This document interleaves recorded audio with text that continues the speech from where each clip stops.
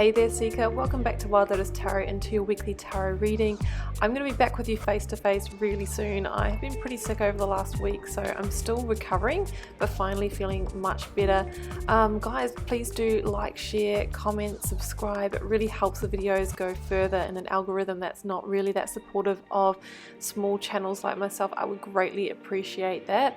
Also, all the links that you need are below the video should you want to follow my social media. You can find me on Facebook, Instagram and on TikTok. Also the link to my website should you want to arrange a personal reading, you can do that as well. Also have the info on the decks that I use and the music on my tracks as well, as I often get asked about that. So let's go to your reading, guys. Have a wonderful week. Bye for now. Hi there Sagittarius, welcome back to Wild Lotus Tarot and to your weekly intuitive reading for April 19th through to the 25th. Saggy, I hope you're well. Let's see what just may be on the cards for you for the week. Getting started here with the Work Your Light Oracle. I'll be then moving to the Moonchild Tarot for a lead tarot energy, then using the classic Rider-Waite-Smith and the Star Child Tarot Akashic for your tarot positions and clarifiers. Okay, Saggy, let's do the oracles. I have got, Akasha. Your guidance is divinely guided. So if you know about the Akashic records, Saggy, just at a very high level, the principle or the concept is that your soul has a library. I see it like a hard drive of all of the karmic lessons and contracts that it has moved through in all of its incarnations and lifetimes, as well as those that you have signed up to complete in this lifetime. The purpose of these lessons and contracts is to evolve your soul, towards enlightenment, towards love, towards, that expanded consciousness. When I see this card here, it's like one of those files in the hard drive getting loaded and, source or divine guidance moving you towards a karmic contract or lesson, or maybe away from one that has already completed. So when we kind of feel that that calling or that shift or that divine guidance, often that is source or spirit trying to move us in alignment with what has been set out on our path. But of course, we have free will down here on the earth plane, and spirit and source cannot interfere with that. But that's, they can send you the signs and the synchronicities, but it is totally up to you whether you follow them or not. Align your life. Well, here we go. It's what we were talking about. What is not aligned or needs to change? So it might be time to shift out of a job, a relationship, a place, a home that's not feeling like it's serving your highest purpose at the moment. And that is how, we create the space to welcome in the new and align our life to our truth. So that's what I'm feeling there, guys. Like source or spirit is trying to shift you back onto your best karmic timeline. Okay, well, let's go to the Moonchild Tarot for the lead tarot energy. There it is. We have got the Two of Wands. Yeah, I mean, it's kind of like a life in review or crossroads energy. It's generally where, you're still in the situation that you are now, but you have become aware that you need to make fundamental change. It is a change of broadening your horizon, of going beyond your comfort zone, of kind of needing to go to the next level and coming into the awareness that you're going to need to shift out of where you are now, which has become that comfort zone or space for you. So of course there can be fears associated with that. There can be a need to hold on, and the ego can rear up and try and keep us safe by not having us move. But generally with the Two of Wands, it's like you kind of have made the decision, or at least you know what you need to do, but we're trying to sort of get that strength and courage to take the action, to take, say, the fool's bold steps forward, to leap onto the new path. So that's what I'm seeing there, guys. It can also be a card of travel, relocation, working over the internet, that sort of thing. There's a few different meanings there to the Two of Wands. So let's go to the tarot here and explore the situation, beginning with the energy of the recent past, Saggy. Oh, the Tower could be this big revelation that's going to get you, out of a holding pattern out of a period where maybe you haven't been able to move forward.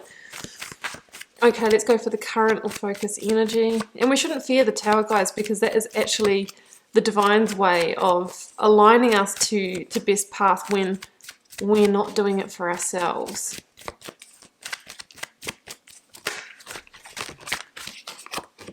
The Star, beautiful. Okay, the Star is the great soother that follows the Tower, that will allow you to be able to embrace the new sooner rather than later, from a healed place, from a place of grounded perspective. Let's get the outcome. Oh, wow. Okay, this is a Tower that you want to allow in, because look at the outcome. Two of Pentacles over there. Yeah, I mean, whenever we're facing change, there is ungroundedness, decisions to be made, indecision, and that space in between can be really challenging, like before we've taken the bold action, but feeling like we need to. Clarifying the Tower, I've got the Six of Cups. Clarifying the Star, I have the Six of Pentacles. Clarifying the Ten of Cups, I have the Two of Pentacles, same card here. Okay, we'll grab one more for that since we've got a double up. The Devil, interesting. I'm going to get one more for the Tower. Eight of Wands. I think this was unexpected. It's been a swift change that's potentially come out of the blue, or maybe still happening. Four of Wands is at the bottom of the deck here. I mean, generally I see the left-hand side as the now or the past. The right-hand side is the future, the near future. So with the Four of Wands here in your recent past, I feel like we are dealing in the realm of home, marriage, committed relationship. That's what the Four of Wands normally stands for. It's security and stability. So for some of you, that can extend to work in your career, because obviously that provides for the stable home. But this is kind of the area that we are dealing in. And I just feel that the foundation of that is about to be shaken, or potentially has been shaken. We've got the Tower, the Six of Cups, and the Eight of Wands. So going back to that Oracle card, your guidance is divinely guided. I think for some time, you've really had this kind of feeling that there needs to be some kind of change. You could have fallen out of happiness in the home realm, in the relating realm. You might be feeling a deeper pull or calling somewhere else. And potentially, that's been coming through in intuitive hits, signs and synchronicities.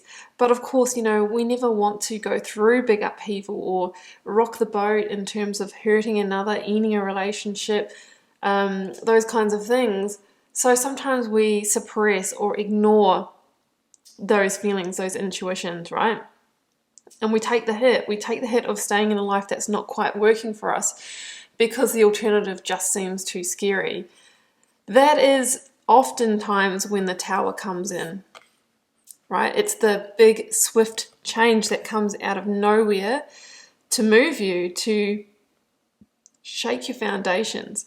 And it is actually an act of love and grace from the universe, because it's here to align your life, even though it feels completely the opposite. The mantra that goes with the Tower for me is the universe whispering in your ear, if you don't do it, I will. If you don't bring down the Tower, I'll make it fall. If you don't end the relationship, I'll create the circumstance. If you don't, leave that job, well, I'll create a big drama and you just can't be there anymore. It's that kind of energy. So generally, we hope to have intervened before we get here, but oftentimes we find ourselves in a Tower moment. And sometimes it's not a big situation or circumstance playing out. It can just be this really groundbreaking awakening or revelation to, oh my goodness, this life doesn't fit for me anymore.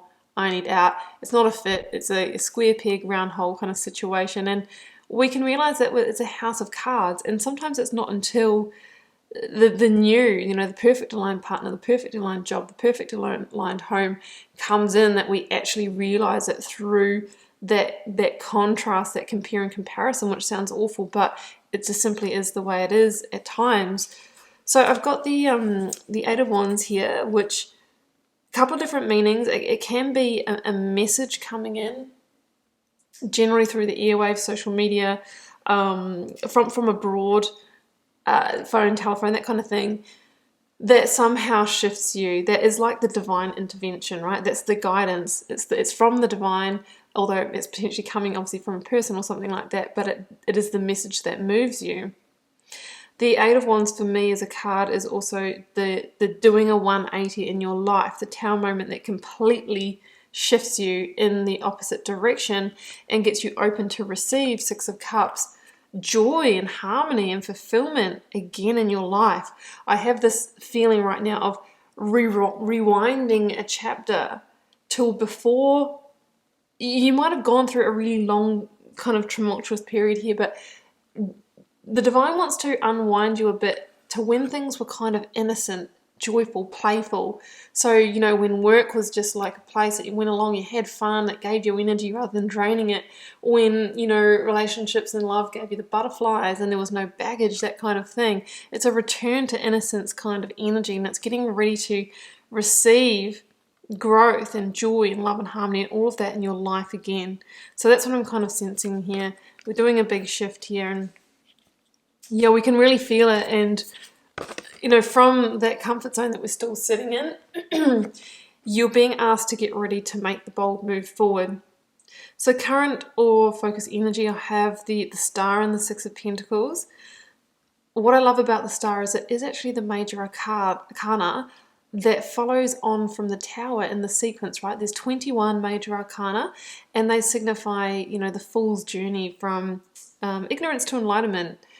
And, you know, there comes a time, obviously, that when the Tower falls so that we can realign to the path that we may have strayed from.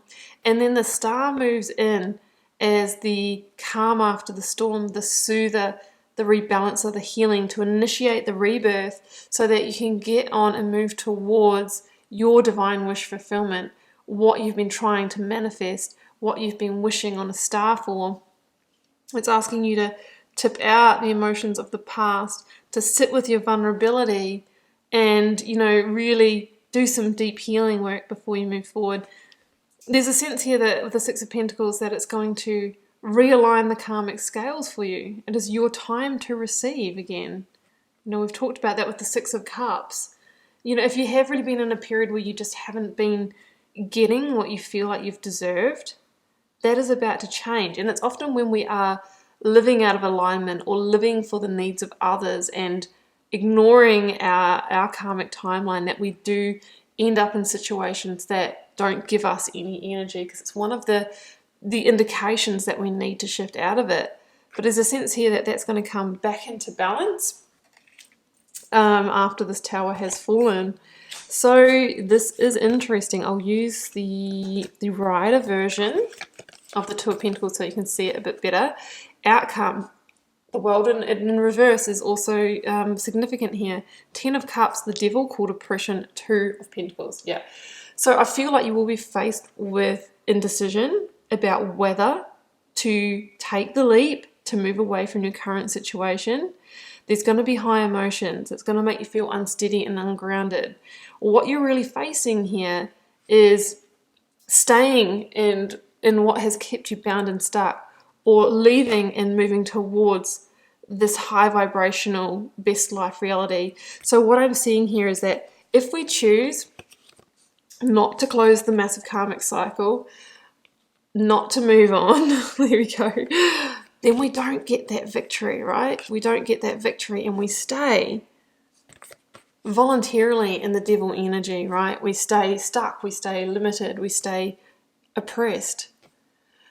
But if we choose, sorry, my goodness, if we choose to go beyond the comfort zone towards our Akasha that we've been divinely guided towards, we begin to align our life with the dream, the hopes of the star. So the 10 of Cups is kind of like that best life reality, whatever that looks like for you. It generally involves maybe a beautiful life partner, family, in whatever form that takes for you, living somewhere where you feel connected. It might be in a metropolitan area for some of you. Others of you, it's in nature.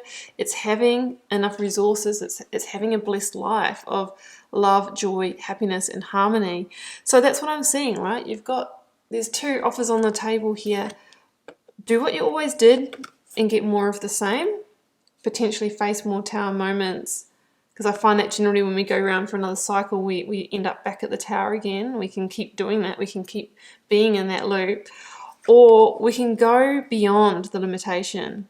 We can take the hit of fear and uncertainty, of living in a comfort zone, and potentially move towards our best life a lot sooner than we would if we'd stayed where we are.